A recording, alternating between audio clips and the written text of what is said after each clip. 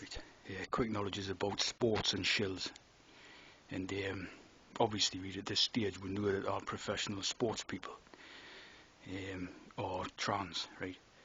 All sort of poor sports people that you see on the TV and all that are trans, right? We know that for a fact. And I've just noticed that there's still like a shill element, right? Who are making type of videos where they're sort of saying that, so you take for example like Venus Williams, right? Like, so they're sort of making a video saying Venus Williams is a man, right? Which is factually correct type of thing, you know what I mean? But they're saying that like, Venus Williams is a man, and this is unfair against the other competitors in the tennis game because, you know, for obvious reasons, a man is stronger and all this, right? But as we know, the whole field of competitors are also trans, right? From this Masonic trans program, right? So in a way, it's well, it's not unfair against them and all that, because I guess a trans has a good chance against any other trans. You see what I'm saying?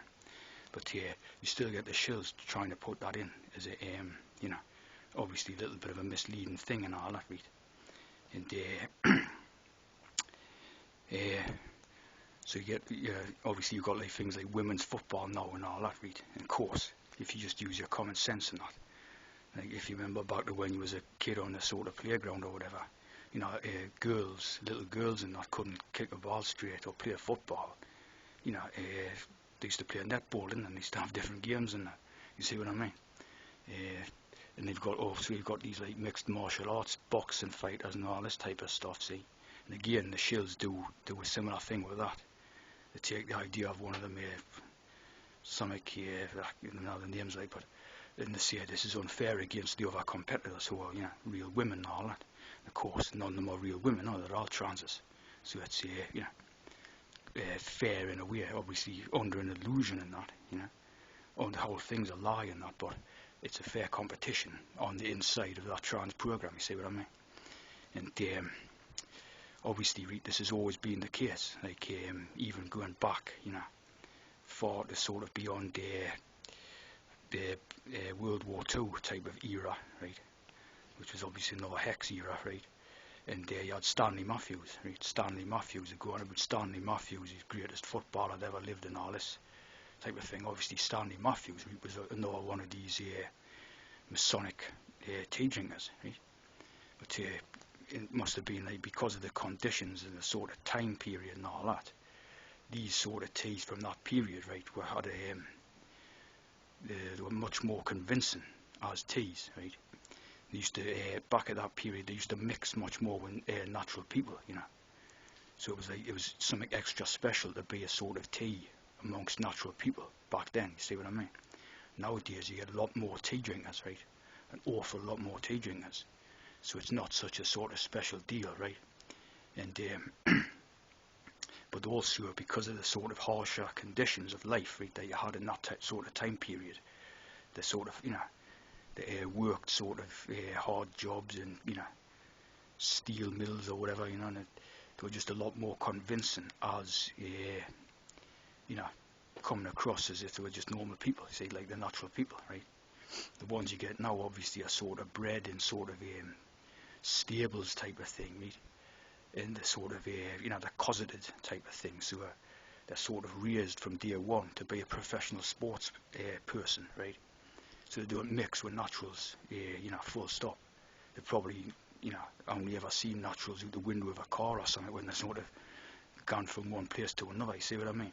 So the whole sort of thing has become more, you know, isolated, compartmentalised and all that, right? Which is obviously what that sort of self-isolation thing's all about and all that, putting the codes in, the distancing and all that, you see what I mean? It's like distancing, basically further distancing the tea community from the sort of natural community, see what I'm saying? Yeah, which is basically what it's all about, and obviously the further it goes along, right, in time, the more of a segregation type of thing you're going to get between teas and naturals.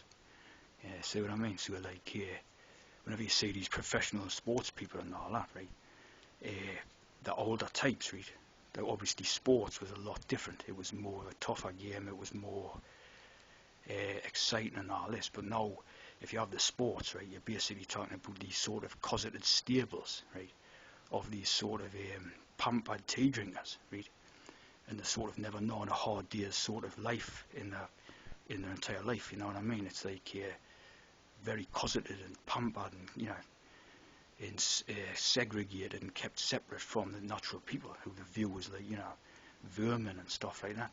See, so as a consequence, when you have that sort of sports now, it's like not of any much appeal really to natural people. See, whereas back in the older times, the sports had an appeal to it and all that. You know what I mean? It was competitive and stuff like that.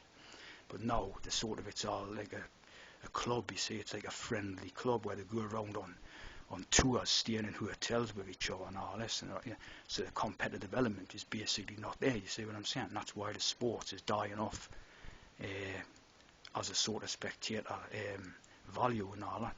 Naturals are no longer sort of looking at sports and they're thinking, this is good, and they're sort of thinking, well, this is rubbish, you know what I mean? It's like, there's no competition, it's like all pals together and all that, see what I mean? So it's sports and the Shills, like.